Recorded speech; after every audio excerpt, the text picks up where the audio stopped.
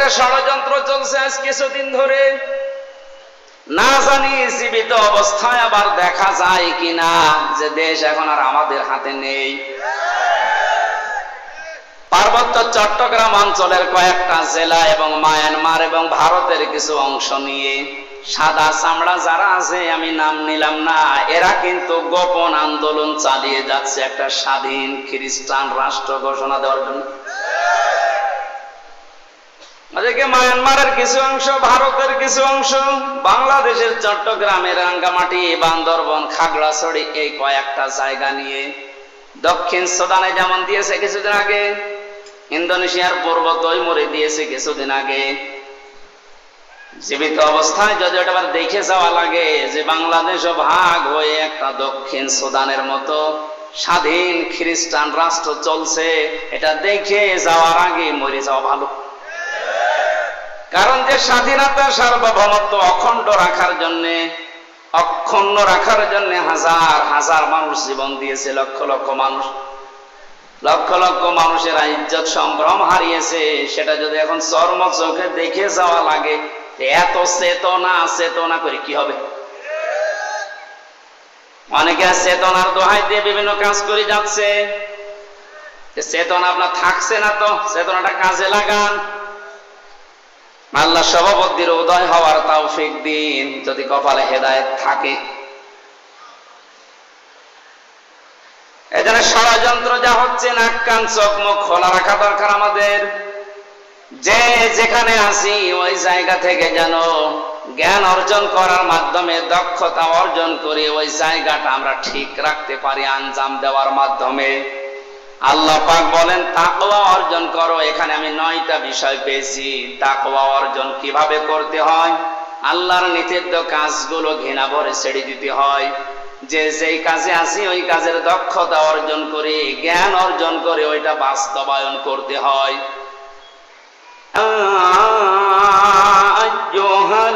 আইয়ুহাল্লাযীনা আমানুত্তাকুল্লাহা ওয়া কুনু মা'আস সাদিকিন। সাদাকাল্লাহুল আযীম। সূরা তাওবা। কোন সূরা বলেন তো? বলেন। ডাক দিয়েছেন আল্লাহ এখানে শুধুমাত্র ঈমানদারকে। তাহলে বেঈমান যারা আছে আয়াত তাদের জন্য না। বেঈমান যদি থাকেন আপনি এখন উঠে চলে যান, কারণ আপনার জন্য আজকের এই আয়াত না, আপনার জন্য আলাদা আয়াত আছে।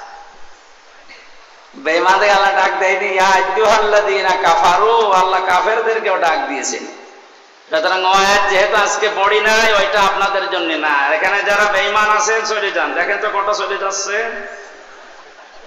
ওটা কি বেঈমান নাকি? হ্যাঁ, একটু পরে যান।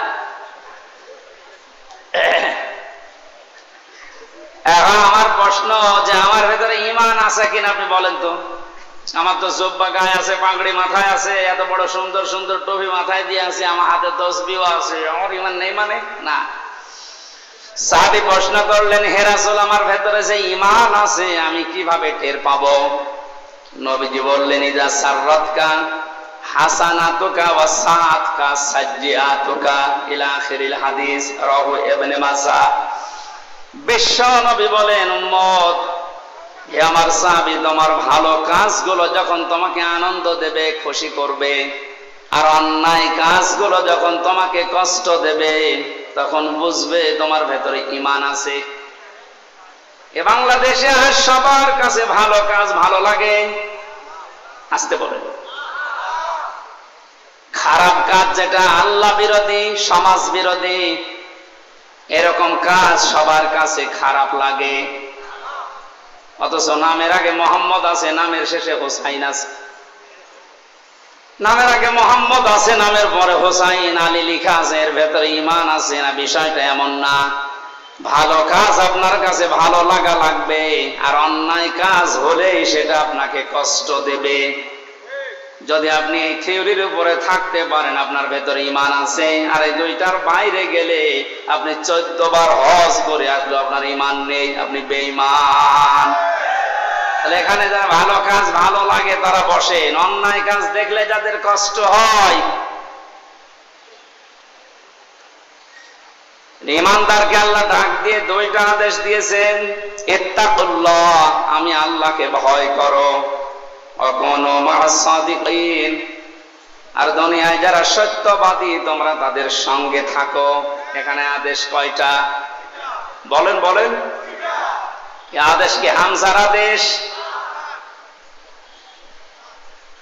আল্লাহ রাব্বুল আলামিন আমাদেরকে প্রতিনিধি বানিয়েছেন, খলিফা বানিয়েছেন। আল্লাহ নিজে এই কাজটা করলে মানায় না, তার শানের সাথে যায় না। এই জন্য খলিফা হিসাবে মনে করেন আমি সেই কুষ্টিয়া থেকে আল্লাহর খলিফা হয়ে এসেছি, আল্লাহর বান্দাদের সামনে আল্লাহর ওই কথাগুলো অ্যাডভার্টাইজ করছি। আশা করি আপনি আল্লাহর এই দুইটা আদেশ আজকে থেকে মেনে নেওয়ার, মেনে চলার চেষ্টা করবেন।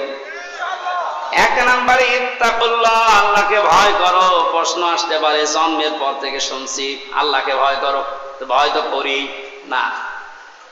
আল্লাহকে ভয় করে শব্দের ভেতরে যে ব্যাখ্যাগুলো আমাদের এই বাংলাদেশ, ভারত, পাকিস্তানে চলে, একটা স্বাভাবিক ব্যাখ্যা এখন নিয়ে আসা লাগবে।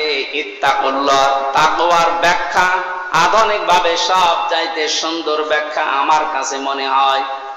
আল্লাহর ভয় তো আছেই, আল্লাহর নিষিদ্ধ কাজগুলো ঘৃণা করে ছেড়ে দেওয়ার নাম তাকওয়া।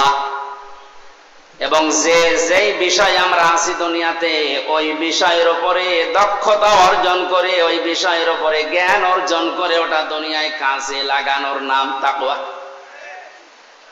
আমি বোঝাতে পারিনি। পৃথিবীতে বেঁচে থাকতে হলে আমাদের কর্মজীবন লাগবে, মাস্ট বি।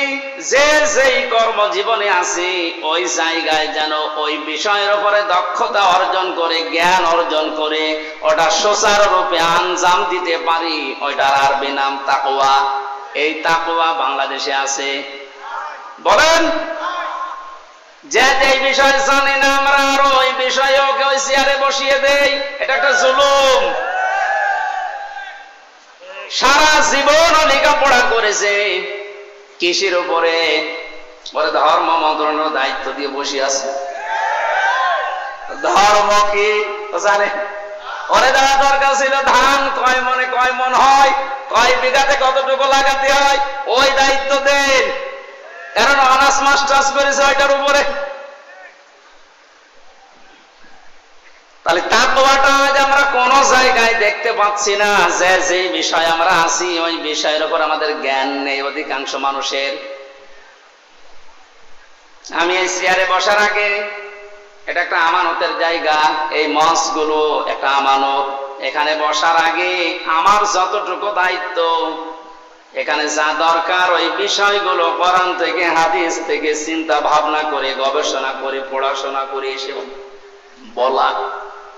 অথচ আজ 100 জনের 98 জনের ভেতরে এই দায়িত্ববোধ পাওয়া যাচ্ছে না। 7 দিন পর পর মসজিদে জুমার নামাজ হয়, এটা খেলা করার জন্য না। ইমাম সাহেব 7 দিন ব্যক্তি, পরিবার, সমাজ আর রাষ্ট্রের দিকে তাকাবে। 7টা দিন কোরআন থেকে, হাদিস থেকে সলিউশন কি, এর সমাধান কি, উনি এইগুলো মিলিয়ে মিলিয়ে লোড করবে। 7 দিন পরে জমার নামাজে দাঁড়িয়ে জনগণকে ওই বিষয়ে সতর্ক করবে। জনগণ ওইটা বাস্তব জীবনে, প্র্যাকটিক্যাল লাইফে সেট করবে। 3.5 লাখের উপরে মসজিদ থেকে যদি সত্যি এই আওয়াজগুলো এই মেম্বার থেকে, আমানতের জায়গা থেকে আমরা দিতে পারতাম, আর যারা আমরা শুনতে যাই এটা যদি সত্যি আমরা মেনে নিতে পারতাম, এদেশ দুর্নীতিতে চ্যাম্পিয়ন হতো না।